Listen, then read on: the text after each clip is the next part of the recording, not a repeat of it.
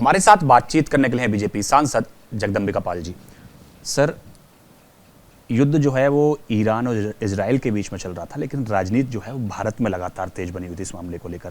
पहले कांग्रेस ने भारत की विदेश नीति पर सवाल उठाए, अब संजय राउत जो हैं वो ये कह रहे हैं कि भारत को ईरान की तरह मजबूत खड़ा होना चाहिए था, ईरान से भारत के प्रधानमंत्री और गृह मंत्री को सीखना चाहिए। देखिए, संजय राउत हो, एक कांग्रेस पार्टी हो, रोज पाकिस्तान की सीमा पार से आतंकवादी आते थे, हमारे सैनिकों का सर काट के ले जाते थे। केवल उस समय की सरकार ड्रोजियर देती थी पाकिस्तान गवर्नमेंट को।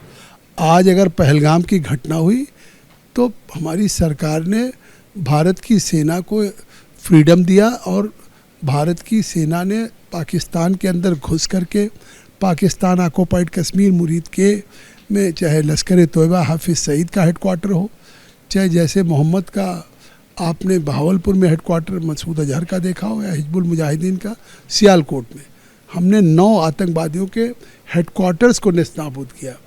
और जब पाकिस्तान की सरकार उन आतंकवादियों के खिलाफ कार्रवाई करने के बजाय उनके साथ खड़ी नज़र आई, तो यहाँ तक कि उनकी एयरफोर्स डिफेंस सिस्टम को भी हमने रडार को 11-11 एयरपोर्ट को ध्वस्त किया।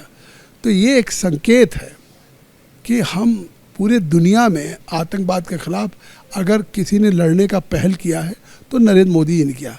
और सभी अंतर्राष्ट्रीय मंचों पे, चाहे यूनाइटेड नेशंस हो, चाहे सार्क हो, चाहे G20 हो, चाहे ब्रिक्स हो, आसियान हो, सब जगह उन्होंने कहा था कि ये केवल भारत की नहीं है चुनौती, ये पूरी दुनिया के लिए आतंकवाद एक चुनौती है।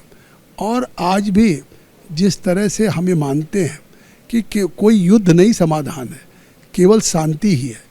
प्रधानमंत्री ने लगातार इजराइल से भी बात किया, प्रधानमंत्री बेंजामिन नेतन्याहू से, और इसी तरह से उन्होंने ईरान के राष्ट्रपति से बात किया। तो आज ये इनका प्रयास, हमारी प्रधानमंत्री का सीखने की क्या बात है। हमारी आज जो नीति गुटनिरपेक्ष की है वो पूरी दुनिया को दिशा दे रही है, और आज भी उसी गुटनिरपेक्ष नीति कायम है। इसीलिए हमारा आज पहली बार है कि अमेरिका भी हमारे साथ वही रिश्ता रख रहा है, रूस भी रख रहा है, और चाहे ईरान हो, चाहे यूक्रेन हो, और चाहे इजराइल हो। सर, लेकिन जिस तरह से विदेश नीति जैसे मामलों पर लगातार जो विपक्ष जो है सरकार को घेर रहा है, जब हम एक तरफ हमने खुद पाकिस्तान के साथ लड़ाई लड़ी, अभी ईरान और इजराइल दोनों के साथ हम बातचीत कर रहे थे शांति स्थापित करने के लिए, लेकिन विपक्ष जो है विदेश नीति जैसे मुद्दों पर राजनीति कर रहा है। कौन विपक्ष घेर रहा है? विपक्ष कौन है? विपक्ष शशि थरूर नहीं है, विपक्ष कानी मोदी जी नहीं है डीएमके की नेता, विपक्ष अभिषेक बनर्जी नहीं है ममता जी के सांसद। इन सब लोगों ने पूरी दुनिया में विदेश नीति की जाके तारीफ की है। मैं कितना नाम लूँ, तो चाहे इसमें सत्ता पक्ष हो या प्रतिपक्ष हो, ये सभी ने जो भारत के कदम उठाए गए पहलगाम की बात, या आज दुनिया के परिदृश्य में जिस तरह से पहल किया, आज पाकिस्तान अलग थलग है, तो हमारे विदेश नीति को इस देश के प्रतिपक्ष के नेता भी सराहना कर रहे हैं।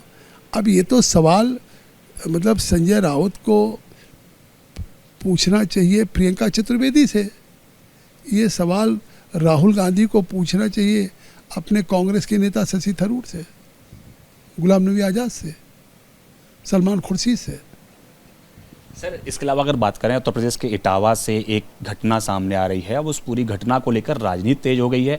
अखिलेश यादव कह रहे हैं कि कुछ वर्चस्ववादी लोगों ने जो पीडीए के लोग हैं उन पर उनके साथ अमानवीय व्यवहार किया है, अगर सरकार एक्शन नहीं लेगी तो 3 दिन में बड़ा आंदोलन करेंगे। देखिए, ये जनता को गुमराह कर रहे हैं। आज जिस तरीके से आप बात कर रहे हैं, पहली बार प्रधानमंत्री मोदी जी ने बैकवर्ड कमीशन बनाया और आज मुख्यधारा में लाने का काम किया। बाबा साहब अम्बेडकर के जुड़े हुए स्थानों को पंचतीर्थ बनाया। बाबा साहब अम्बेडकर का एक बड़ा भारी शोध दिल्ली में, देश में अभी तक कोई स्थान नहीं था, पहली बार मोदी जी ने बनाया। तो आज दलित हो, पिछड़ा हो, महामहिम राष्ट्रपति रामनाथ कोविंद बनाया, आदिवासी बनाया, महिला बनाया।